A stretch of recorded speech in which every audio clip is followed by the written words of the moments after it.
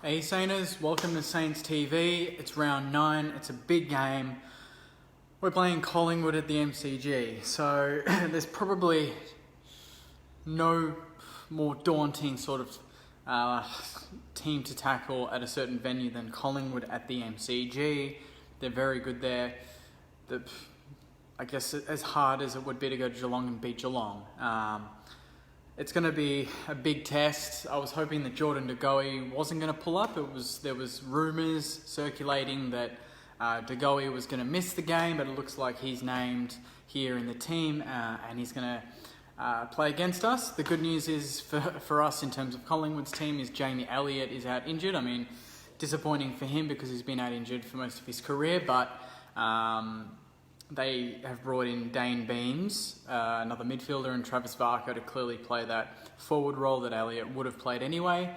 In terms of our ins, Robbie Young makes his debut, which is awesome. I've been looking to see him for so long.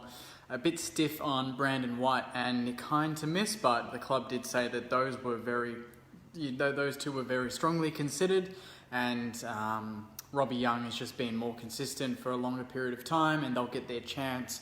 But I think he's a perfect player to play on the MCG on a nice sunny day against a team that's very high pressure like Collingwood. I think that he'll offer us a lot, whether he plays kind of in the midfield, but I'm tipping he's probably going to be more half-forward flank, pushing up and then running back. And he's an absolutely fast, lightning-quick unit, and I'm so excited to see how he goes.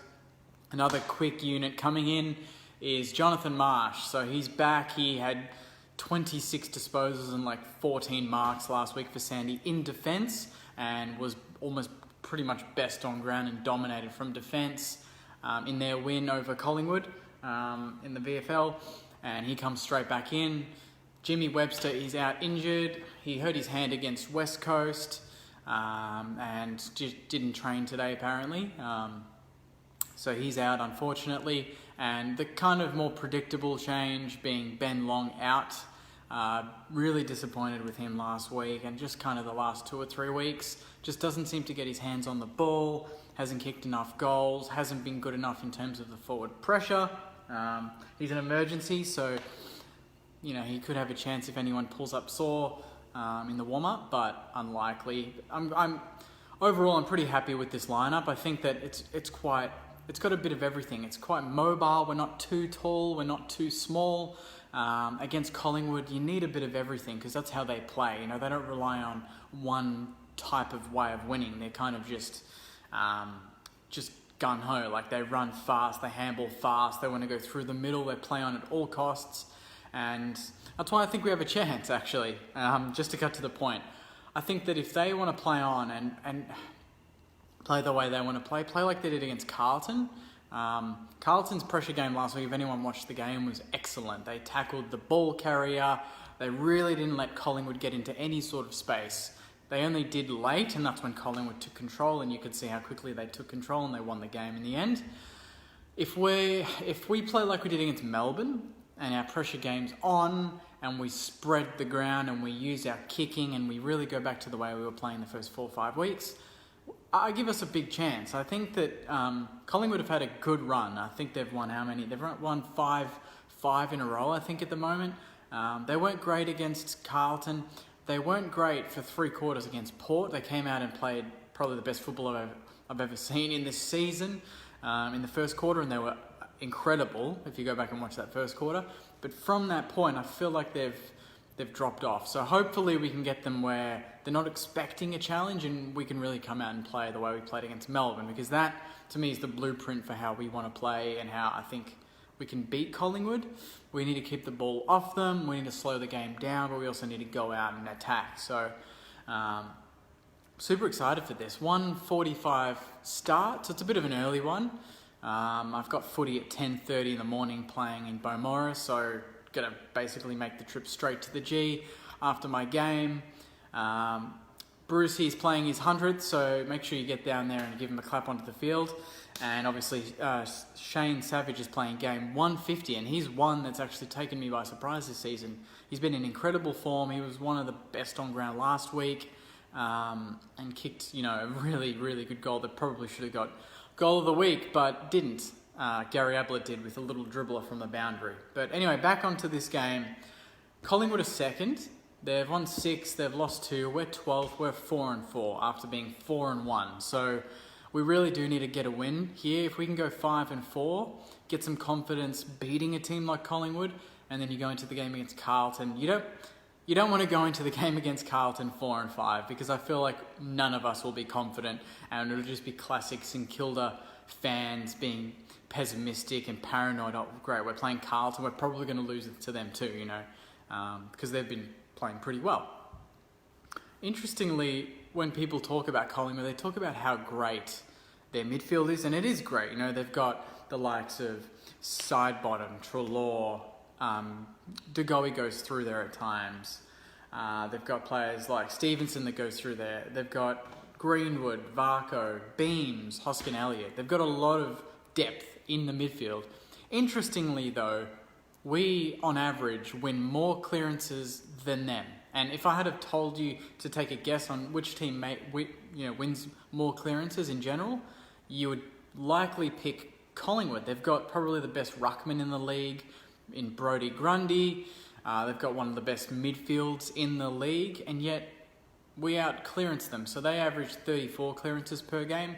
We average 37 per game. So for people that during the week and just in general think that our midfield doesn't do enough, we're winning clearances more often than Collingwood. It's just what we're doing going inside 50. We average 52 inside 50s per game. They average 56. There's not a big difference in stats. There's just a difference in composure and in being clean with the ball. That's something that I think if we had done more last week, we would have beaten West Coast. We lost by 18 points and we really butchered the ball going inside 50. And one player, I don't really like pointing out players, but one player that I really want to see stand up this week is the guy that's going to be acting captain in Seb Ross. So he gets a lot of the ball, this guy. He gets it more than 30 possessions most weeks.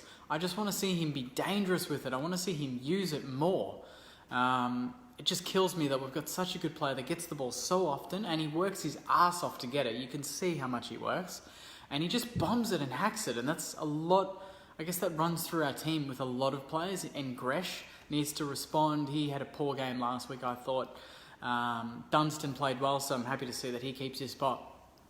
But it's just, there's a couple of players there that I really think they want to stand up on the big stage. And we did that against Melbourne. Last time we played Collingwood at the MCG, we beat them and beat them well. And it was a surprise to a lot of people. So I'm hoping that it's the case this time around. I, for some reason, think we're due a good performance. And I think they're due a little bit of a drop-off. We're going to need that because if they're at their best, I don't think...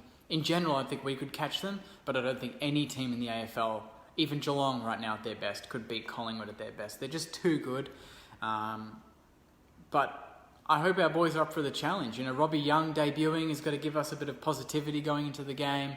Matthew Parker's one that's been really just under the radar, for the last couple of weeks in terms of under the radar in doing almost nothing and getting away with it. But this week he needs to stand up. Membry had a shocker last week. And if Brucey can clunk as many as he did last week, but do it closer to goal, I will be a very happy man. So I'll go through some of your comments, guys, but I'm pretty optimistic about this game. In terms of, I don't think we are going to get blown away. I hope I'm wrong about that. But I think we're going to be there for the challenge. I think the boys are slowly getting out of that funk. We played well against West Coast. I thought the week before we really were poor in the first quarter against GWS, but... fought our way back and fought it really hard until late in the game. And against Adelaide, we started well and then just couldn't finish the job. So we're getting patches of what we want to see, but we just need to pull it together for, 3.5 to 4 quarters. Because against Collingwood, they're a team that loves to start well and they love to finish well. So if we can hold them in the first quarter, because that's when they want to go for it, and they basically want the game done at quarter time. If we can hold them and slow the game down, stay within a goal of them, even be ahead, that would be incredible. Because the second and third terms is where I think we can get them. They don't seem to dominate all game. They dominate early, they dominate late. So if we can hold them early, maintain for the middle part of the game, then go into the last quarter close enough or ahead, then it'll be interesting. Because I don't think Collingwood's had that this season. They've usually loved to decide the game, in the first 20 minutes. But they need to remember that can't always be done. just remind them about the grand final last year where they were 5 goals up and lost. So that'll stir up some of your Collingwood mates. Let's go through some of these comments first. Joel says, I think it's about time Webster was dropped. Hasn't been good this year. He wasn't dropped, just to FYI. He was omitted. He was out of the team because he's hurt his hand. So they're just being careful with his hand, which is why I'm surprised Brandon White didn't get the call-up, because he's a like for like almost and could really work well in the back line, and he's been going well at Sandy, but not the case. Nick Hind and Brandon White are extremely stiff, says Michael. I think so too, but it's really good having we've got a good handful of players that are knocking the door down at Sandy, and that's what we want. And I hope that our players in the seniors can look at that and be like, shit, my position's not locked in. I need to really perform. Because we've got players in a lot of different positions now. Billy Longer even had 71 hit-outs and 20 disposals last week. That's unlike him. I know it's VFL, but that just kind of reminds Marshall, this spot's not always mine. I need to be careful. Longy's going to be a star. He's only a kid. Give him a week off. Hopefully he does well in the week off and really just comes back even harder, because I know he's got all the talent in the world, and he needs to look at guys like the Riolis, the classic forward pockets that put on pressure. You need to do more than that. You need to get, over 10, 15 possessions a game. You can't go out getting 6 possessions a game and 2 tackles. That's not enough. Webster injured or anything, says Christopher. Yes, his hand, I said it before, he's a bit sore. Cooper says out's fine, in's fine, behind, for fuck's sake, he's getting screwed over again. I think his time will come. I think we'll play him the next week against Carlton. No matter what happens, I think Nick Hind will play against Carlton. Also, FYI, we can't forget Max King playing another week at Sandy. It was a bit quiet last week. Kicked 1 goal from 7 disposals, but I don't think he's far away either. Side note again, Hannabury's in full training as of today, which is incredible. So is Max King, as I said.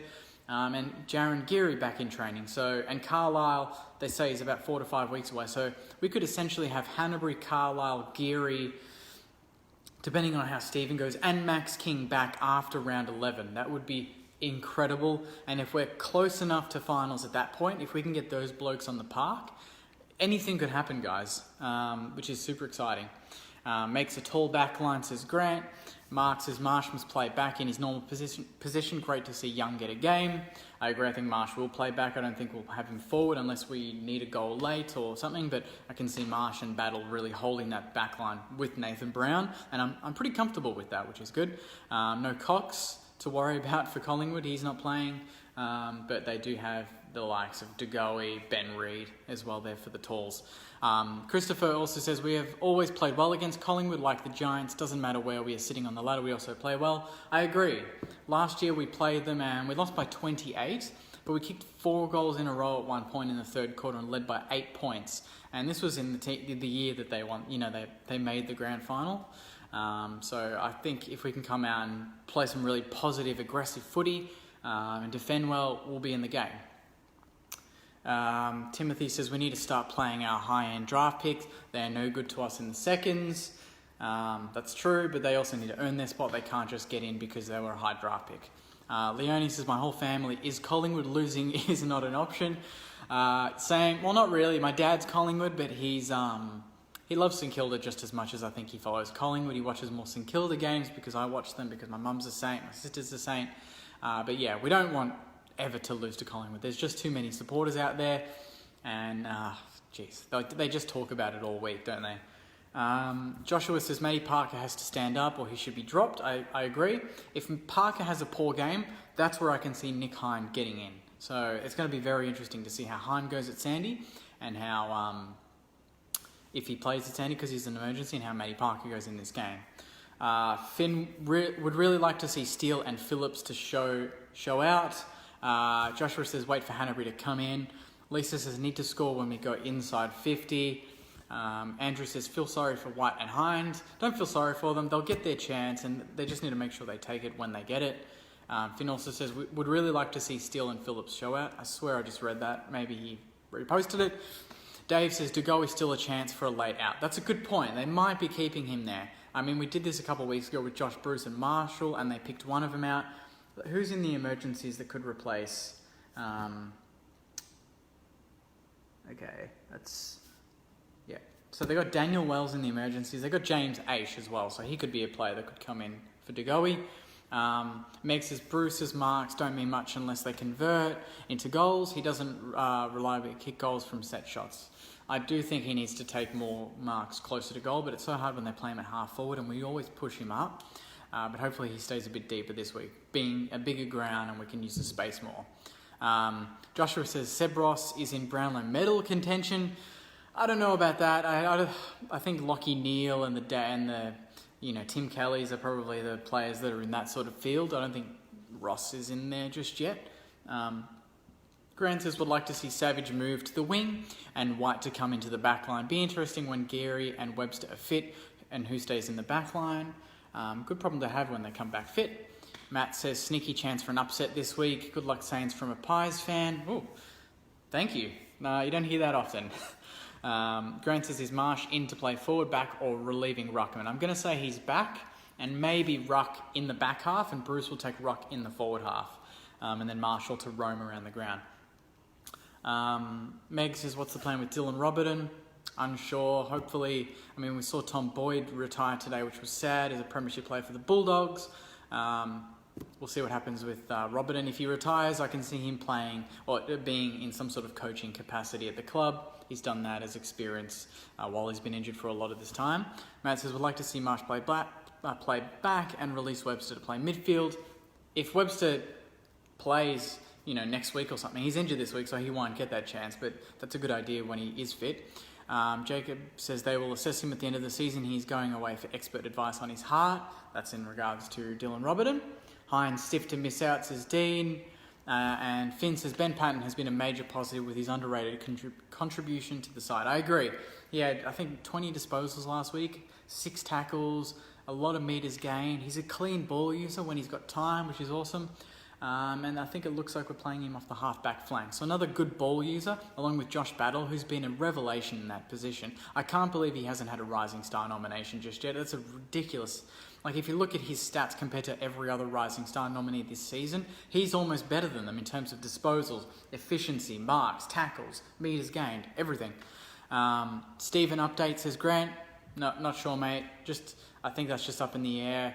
Just wait and see. I think we need to learn to be good without him because I feel like he may not be there for any sort of premiership push that we go for. So we don't want to be relying on the likes of Stephen and Ross in a year and 2 years' time. We want to be relying on the Billings, the Hunter Clarks, the Greshams, the Pattons, the Caulfields, these sort of guys coming in and making that position their own. So I'm just going to leave it there, guys. I don't want to go on too long, but it's Saints Collingwood 1:45 at the G. I'll be there straight after I play. Hopefully I get there on time. I'm super keen for this game. For some reason, even though it's daunting playing these top teams, I love it because I feel like our players are getting a lot out of it.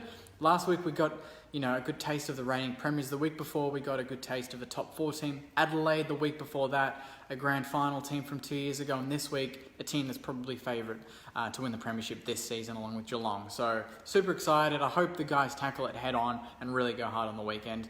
I'll see you after the game for the review. Go Saints. Thanks for watching.